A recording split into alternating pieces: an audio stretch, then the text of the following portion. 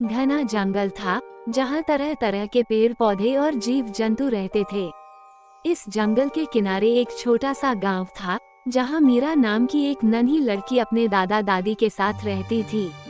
मीरा बहुत प्यारी और दयालु थी।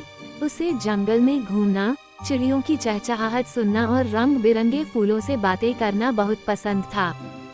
एक दिन सूरज ढलने को था और मीरा जंगल में फूल बटोरने गई थी। वो अपने पसंदीदा नीले फूल खोज रही थी, लेकिन वह इतने अंदर आ गई कि उसे रास्ता समझ नहीं आ रहा था। अचानक उसे एक पेड़ के पीछे से एक अजीब सी चमकती हुई रोशनी दिखाई दी। पहले तो उसे डर लगा, लेकिन फिर उसका जिज्ञासु मन उसे उस रोशनी की ओर खींच ले गया।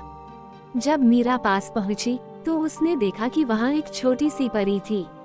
उसकी सुनहरी पंखों से हल्की हल्की रोशनी निकल रही थी, लेकिन वह बहुत कमजोर लग रही थी। उसके कपड़े मैले थे और वह एक बड़े पत्ते के सहारे बैठी थी। मीरा ने हिम्मत जुटाकर धीरे से पूछा, तुम कौन हो? परी ने आंखें खोलकर कमजोर आवाज में कहा, मैं एक जादुई परी हूँ, लेकिन मैं बहुत कमजोर हो गई हूँ।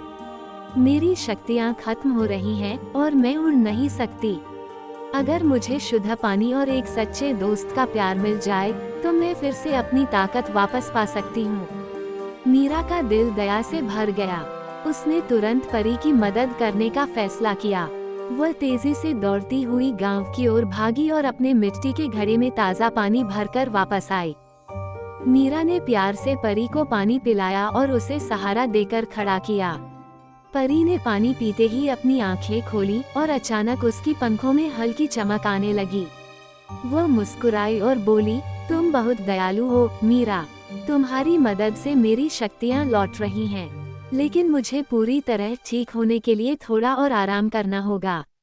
मीरा ने परी को अपने दुपट्टे से हल्का सा कंबल बना दिया और पास के एक बड़े फूल की पंखुड़ी पर सुला दिया।